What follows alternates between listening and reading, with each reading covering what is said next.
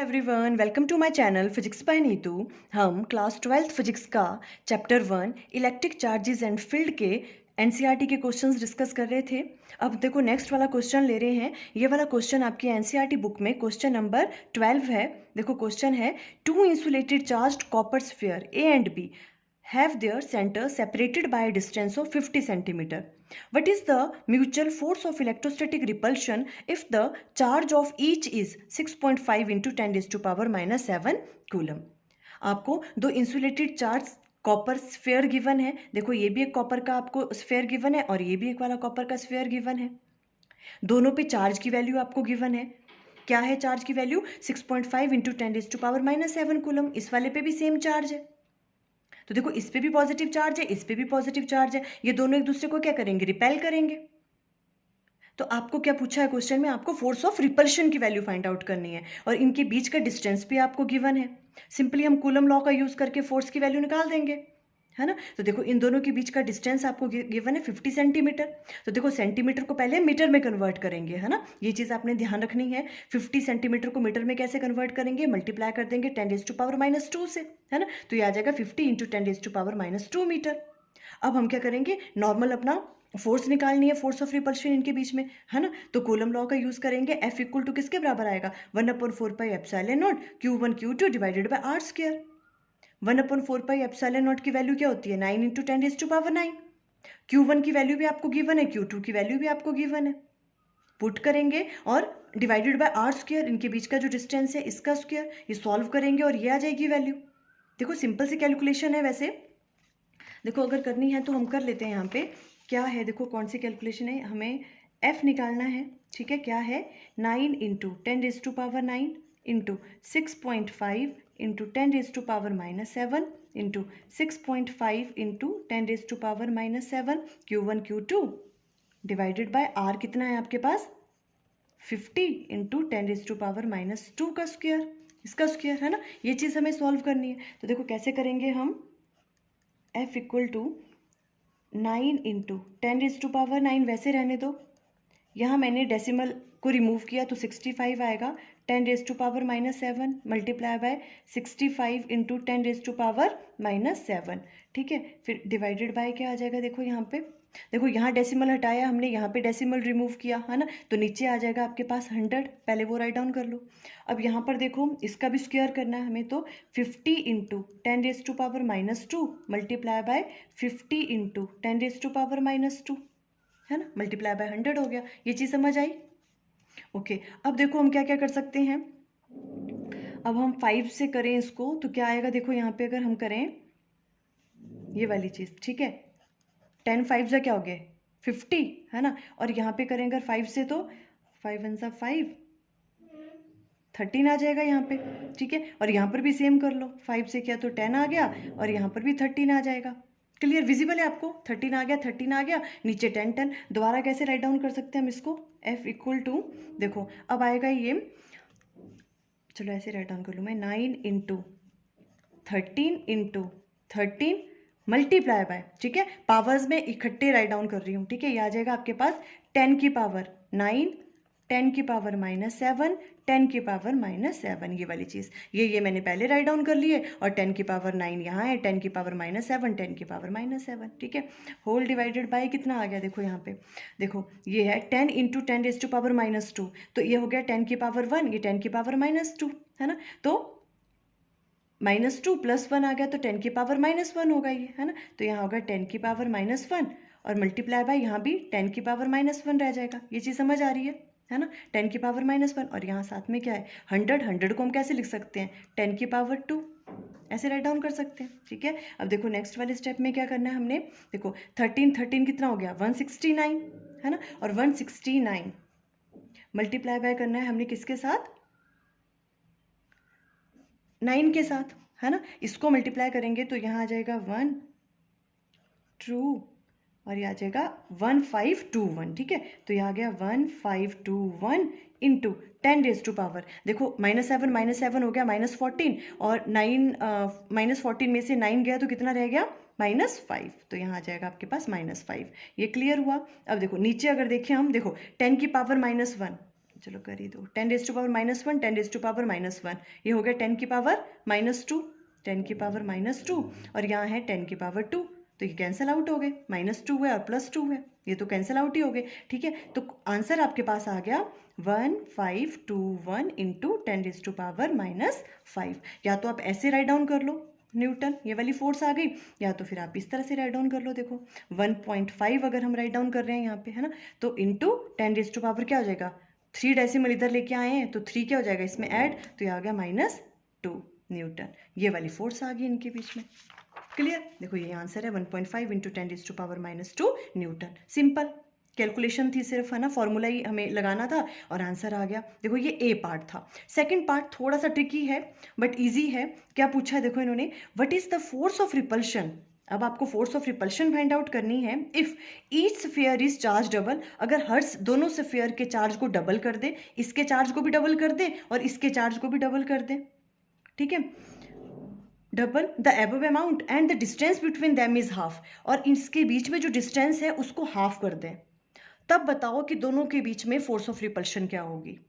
क्या कहा इन्होंने कि इस वाले स्फीयर और इस वाले स्फीयर, इसका भी डबल कर दो चार्ज और इसका भी डबल कर दो, और इनके बीच का जो डिस्टेंस है उसको हाफ कर दो, फिर बताओ कि दोनों के बीच में जो न्यू फोर्स ऑफ रिपल्शन होगी उसकी वैल्यू क्या होगी। अब देखो बहुत सारे बच्चे क्या करेंगे, इसको पहले डबल करेंगे, फिर इसको डबल करेंगे, इसका हाफ लेंगे, पूरी कैलकुलेशन करेंगे, है ना, वो बहुत लेंथी जाएगा, आपको वैसे नहीं करना है। ठीक है, हम कैसे करेंगे, देखो इस क्वेश्चन को, देखो ऐसे करते हैं हम।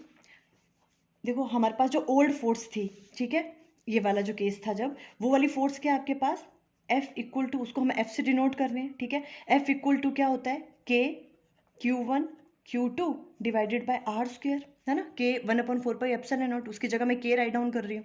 ठीक है, ये है आपके पास जो ओल्ड फोर्स है। ठीक है, अब ये क्या कह रहे हैं, हमें न्यू फोर्स निकालनी है। हम F न्यू को रिप्रेजेंट कर रहे हैं किसके साथ, F' से। ठीक है, ये आपको फाइंड आउट करनी है। तो यहाँ आ जाएगा K, यहाँ आ जाएगा Q1' Q2', बिकॉज चार्जेस की वैल्यू चेंज है और उनके बीच का डिस्टेंस भी चेंज है, R'², इस तरह से आएगा जो न्यू फोर्स आएगी।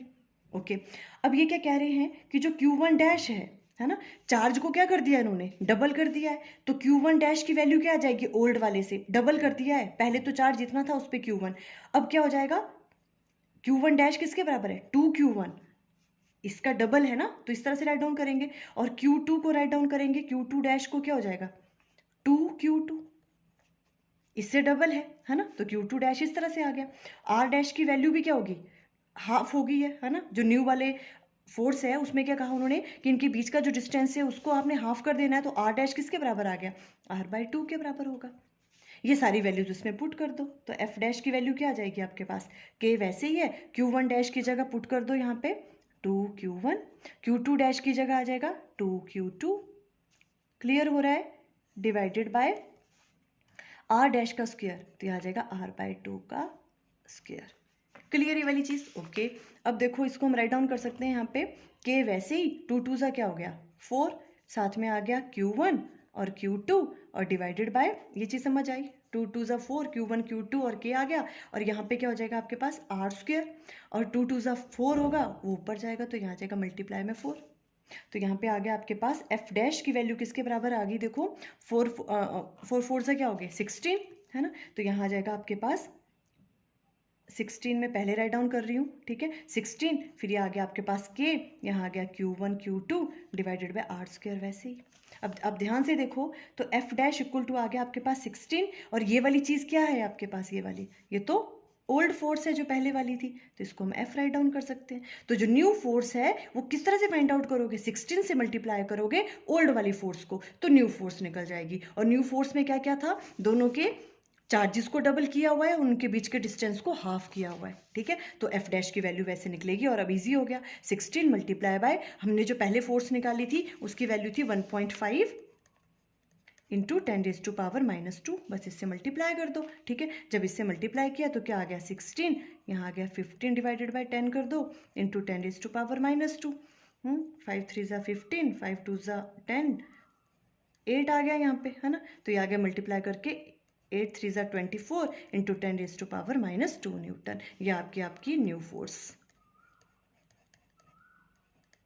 इस तरह से करोगे बस सिंपल, स्क्रीनशॉट आपने यहाँ से ले लेना है। क्लियर ये वाली बात है ना। सिंपल हमने क्या किया, न्यू फोर्स को F डैश से डिनोट कर दिया और Q1 को Q1 डैश से, Q2 डैश से कर दिया, R डैश से कर दिया डिस्टेंस को। फिर उनकी वैल्यूज हमने पुट की। हमें पता है Q1 डैश क्या कह रहे थे, ये 2 टाइम्स ऑफ पहले वाला चार्ज था, है ना, और यहाँ की जगह 2Q2 हो जाएगा।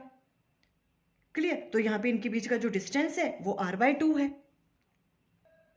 यहाँ पे 2 है ये, ठीक है। और ये सॉल्व करके आ गया 16F, 16 से मल्टीप्लाई कर दिया हमने ओल्ड वाली फोर्स को। इस तरह से करोगे इस टाइप के क्वेश्चंस। क्लियर। अब देखो नेक्स्ट क्वेश्चन ले रहे हैं। ये वाला क्वेश्चन आपकी NCERT बुक का क्वेश्चन नंबर 13 है। देखो क्वेश्चन क्या है, figure shows tracks of 3 charged particle in a uniform electrostatic field, give the sign of the 3 charges. देखो इस तरह से आपके पास यूनिफॉर्म इलेक्ट्रिक फील्ड है, ठीक है। इलेक्ट्रिक फील्ड की डायरेक्शन कहाँ से कहाँ होती है, पॉजिटिव टू नेगेटिव, तो मीन्स इस डायरेक्शन में इलेक्ट्रिक फील्ड लग रही है, ठीक है। अब आपको ये 3 पाथ बताए हैं, 3 अलग अलग चार्जेस हैं। आपको नहीं पता कि ये वाले कौन से चार्ज हैं, पॉजिटिव चार्ज है या नेगेटिव चार्ज है। आपको बताना है कि ये कौन से चार्ज हैं, कौन सा पॉजिटिव चार्ज है और कौन से नेगेटिव चार्ज है। आपको साइन बताने हैं और क्या बताना है, which particle has the highest charge mass ratio, और बताओ कि किस वाले पार्टिकल का highest charge to mass ratio है। चलो ये वाली बात तो बाद में करते हैं, चार्ज टू मास रेशो। सबसे पहले हमें इनके साइंस पता करने हैं, ठीक है। तो देखो साइन कैसे पता करेंगे हम, देखो इस तरह से, ये पॉजिटिव चार्ज है यहाँ पे नेगेटिव, तो इलेक्ट्रिक फील्ड की डायरेक्शन कहाँ से कहाँ होगी, इस तरफ को, है ना। इलेक्ट्रिक फील्ड कहाँ से कहाँ होती है, पॉजिटिव टू नेगेटिव, उसकी डायरेक्शन। ओके, तो देखो आप 2 तरह से पता लगा सकते हो। किस तरह से, देखो देखो इलेक्ट्रिक फील्ड तो इस तरफ को डायरेक्शन लगा रही है।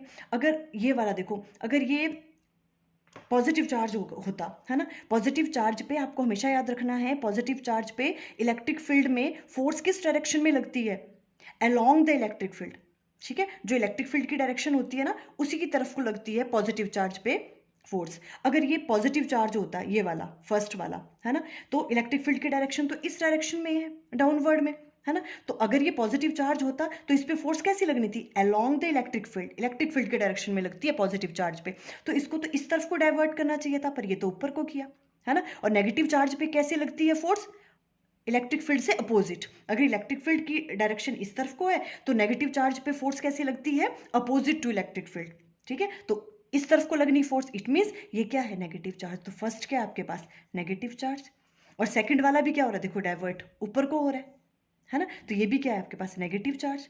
और जो थर्ड वाला है ये इस तरफ को हो रहा है, जिस तरफ को इलेक्ट्रिक फील्ड लग रही है ना। और पॉजिटिव चार्ज पे कैसे लगती है फोर्स, जिस डायरेक्शन में इलेक्ट्रिक फील्ड होती है, पॉजिटिव चार्ज पे उसी तरफ को लगती है इलेक्ट्रिक फील्ड में डायरेक्शन। तो मीन्स ये क्या है आपके पास, पॉजिटिव चार्ज। एक तो आप इस तरह से याद रख सकते हो, है ना। एक आपके पास सिंपल वे भी है, ठीक है, कि देखो अब यहाँ पे पॉजिटिव चार्ज है, यहाँ नेगेटिव चार्ज है, ये क्या होगा आपके पास, नेगेटिव चार्ज ही होगा, तभी तो ये पॉजिटिव चार्ज की तरफ को क्या कर रहा है, अट्रैक्ट कर रहा है। अगर ये पॉजिटिव होता तो इसको रिपेल करता, तो मीन्स ये नेगेटिव चार्ज है, ये भी उधर को जा रहा है, ये भी नेगेटिव चार्ज है, और ये वाला देखो क्या हो रहा है, ये नेगेटिव चार्ज की तरफ को क्या हो रहा है, अट्रैक्ट हो रहा है नेगेटिव चार्ज की तरफ को। इट मीन्स ये क्या है आपके पास, पॉजिटिव है ना। ये पॉजिटिव है तभी तो नेगेटिव वाली साइड की तरफ क्या हो रहा है, अट्रैक्ट, तो इस तरफ को हुआ, तो ये पॉजिटिव चार्ज है। आप ऐसे भी याद रख सकते हो, कैसे भी आप याद रख सकते हो, ठीक है। तो हमने एक चीज़ तो पता कर ली कि जो फर्स्ट वाला है इस पे नेगेटिव चार्ज है, सेकंड वाले पे भी नेगेटिव चार्ज है, और थर्ड वाले पे क्या है, पॉजिटिव चार्ज है। आई थिंक ये वाली बात आपको क्लियर हुई इस फिगर से। ओके, सेकंड में देखो ये क्या पूछ रहे हैं, which particle has the highest charge to mass ratio. अब देखो क्वेश्चन को देख के समझ ही नहीं आ रहा है कि चार्ज टू मास रेशो हम किस तरह से फाइंड आउट करें। देखो कैसे करेंगे, चार्ज टू मास रेशो उन्होंने पूछा हुआ है। देखो अगर हम यहाँ पे इस तरह से लेने वाली चीज़, देखो ये वाला, ये आपके पास एक्स एक्सिस है मान लो, है ना। तो ये जो पार्टिकल्स हैं ये डाइवर्ट हो रहे हैं ना, किस डायरेक्शन में, वाई डायरेक्शन में। देखो अगर ये एक्स एक्सिस है तो वाई डायरेक्शन की तरफ को डाइवर्ट हो रहे हैं ये, है ना। तो क्या ये वाला जो कितना ये डिस्प्लेस हो रहा है, कितनी डिफ्लेक्शन हो रही है इसमें, क्या ये हम चीज़ फाइंड आउट कर सकते हैं, कर सकते हैं। वाई एक्सिस के अलोंग जो कितना डिस्प्लेस हुआ है वो चार्ज पार्टिकल, है ना। तो हम क्या कर सकते हैं, यहाँ पे देखो आप या तो डिफ्लेक्शन लिख दो या कितना डिस्प्लेस हुआ है वो इस तरह से भी लिख सकते हो, ठीक है। जैसे हम राइट डाउन कर रहे हैं डिफ्लेक्शन, कितनी डिफ्लेक्शन हुई उसमें, है ना। इसको हम एस से डिनोट कर रहे हैं, ठीक है। एस इक्वल टू किसके बराबर होगा, U T plus half A T square, हम लिख सकते हैं इस तरह से, है ना। वाई डायरेक्शन की तरफ को क्या हो रही है, इसकी डिफ्लेक्शन हो रही है, कितना डिस्टेंस वो ट्रेवल किया होगा, कितना डिफ्लेक्शन उसमें हुई, तो इस तरह से हम फाइंड आउट कर सकते हैं इस फॉर्मूले से। Clear, okay. अब हमें क्या करना है, देखो यहाँ से एक्सेलेरेशन की वैल्यू फाइंड आउट करनी है, ठीक है। एक्सेलेरेशन कैसे निकालेंगे, हमें पता है एफ किसके बराबर होता है, मास इनटू एक्सेलेरेशन, तो यहाँ से एक्सेलेरेशन की वैल्यू क्या आ जाएगी, F डिवाइडेड बाय m, ए की वैल्यू आ जाएगी। ठीक है, ओके। अब देखो हम F को इलेक्ट्रिक फील्ड की फॉर्म में राइट डाउन करना चाह रहे हैं तो कर सकते हैं, बिल्कुल कर सकते हैं, है ना। F किसके बराबर होता है, Q इंटू ई, हम राइट डाउन कर सकते हैं ना ऐसे। F किसके बराबर होता है, Q इंटू ई, बिकॉज हमें पता है E किसके बराबर होता है, F बाई क्यू, है ना। तो वहां से F को हम राइट डाउन कर सकते हैं Q into E divided by M। देखो आ गया चार्ज टू मास रेशियो। इस तरह से आपको सोचना है क्वेश्चंस में, अदरवाइज तो हमें समझ ही नहीं आ रहा था कि यहाँ पे हम चार्ज टू मास रेशियो कैसे बताएं, किसका ज़्यादा होगा। ठीक है, ठीक है। अब ये वाली चीज़ एक्सेलेरेशन, ये इस फॉर्म में हम राइट डाउन कर सकते हैं एक्सेलेरेशन को, इसको यहाँ पे पुट कर दो। तो S इक्वल टू आ गया आपके पास UT प्लस हाफ A की जगह आ जाएगा आपके पास QE डिवाइडेड बाय M, और साथ में आ गया टी स्क्वायर।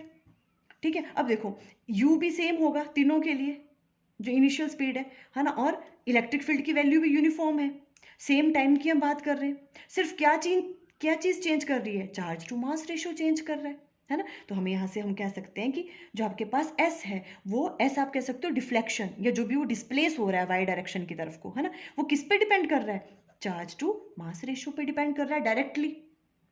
ठीक है, अगर डिफ्लेक्शन जिस वाले चार्ज पार्टिकल की ज़्यादा होगी, उसी वाले चार्ज पार्टिकल का चार्ज टू मास रेशियो भी ज़्यादा होगा। क्या कहा हमने, अगर S की वैल्यू ज़्यादा है डिफ्लेक्शन की, तो जो चार्ज टू मास रेशियो है उसकी वैल्यू भी उसकी ज़्यादा होगी, बिकॉज ये डायरेक्टली प्रोपोर्शनल है। ठीक है, अब देखो इन तीनों वाले चार्जेस में कौन सबसे ज़्यादा डिफ्लेक्ट कर रहा है, देखो सबसे ज़्यादा डिफ्लेक्ट तो थर्ड वाला कर रहा है ना। थर्ड वाले में डिफ्लेक्शन क्या हो रही है, सबसे ज़्यादा हो रही है। इट मीन्स डिफ्लेक्शन किस में सबसे ज़्यादा हो रही है, S3 में, 3 वाले पार्टिकल में। तो चार्ज टू मास रेशियो भी सबसे ज़्यादा किसका होगा, 3 वाले का ही होगा, बिकॉज जितनी ज़्यादा जिसकी डिफ्लेक्शन चार्ज पार्टिकल की, उतनी ही ज़्यादा उसका charge to mass ratio, because ये डायरेक्टली प्रोपोर्शनल है। यही तो क्वेश्चन में पूछा था, है ना, कि कौन सा चार्ज पार्टिकल जो है वो सबसे ज़्यादा क्या हो रहा है, उसका जो चार्ज टू मास रेशियो किसका ज़्यादा है। तो हम कहेंगे क्योंकि जो थर्ड वाला चार्ज पार्टिकल है वो सबसे ज़्यादा डिस्प्लेस हो रहा है, उसमें सबसे ज़्यादा डिफ्लेक्शन है, तो चार्ज टू मास रेशियो भी किसका ज़्यादा होगा, थर्ड वाले का ही। बस यही आंसर था आपके पास। ठीक है, स्क्रीनशॉट आप यहाँ से ले लेना। देखो वही फर्स्ट वाले पे नेगेटिव चार्ज है, 2 वाले पे नेगेटिव और थर्ड वाले पे पॉजिटिव चार्ज होगा। डिफ्लेक्शन हम S equal to UT plus half VT right down कर लिया, हमने यहाँ से A की वैल्यू निकाल दी। हमने कहा कि जो डिफ्लेक्शन है वो किस पे डिपेंड कर रहा है, चार्ज टू मास रेशियो पे, जिसकी डिफ्लेक्शन जितनी ज़्यादा उसका चार्ज और मास रेशियो भी सबसे ज़्यादा होगा। थर्ड वाले की डिफ्लेक्शन सबसे ज़्यादा थी, तो चार्ज टू मास रेशियो भी किसका ज़्यादा होगा, थर्ड वाले पार्टिकल का। Third particle deflected more, so charge to mass ratio of third particle is highest. इस तरह से आंसर करोगे आप इन ऐसे ऐसे क्वेश्चंस को। आई थिंक आपको क्लियर हो गया। Okay, thank you.